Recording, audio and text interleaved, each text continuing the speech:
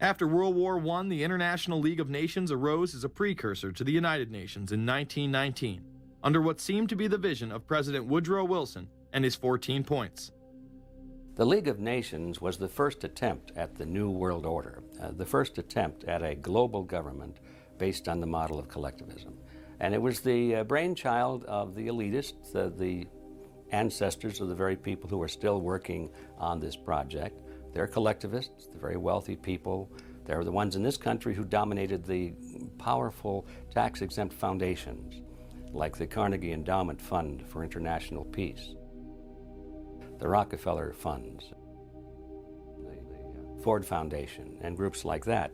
These people were on record, even way back then, that they had to have a new world government, and they dreamed of that being embodied in the League of Nations. And they were solidly behind it.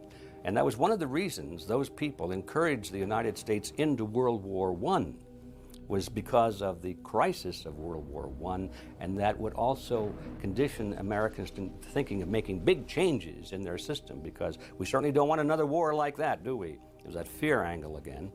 And they thought, well, by being in World War I, then we would be a major participant at the table to carve up the world and create a new world government.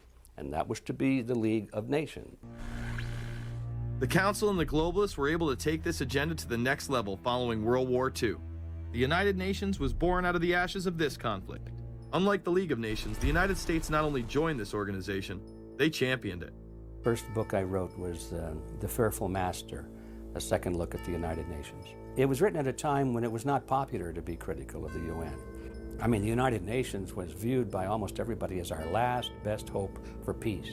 It was a means, we were told, to bring humanity together and put an end to war and live in peace and harmony and promote trade and all of these good things. I wish it were any of those things, but it's not.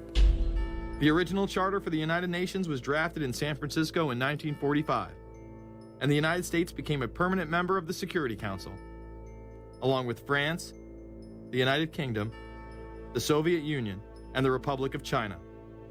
The process by which other nations' belief systems could be used to erode and eviscerate our Constitution and Bill of Rights had taken a giant leap forward.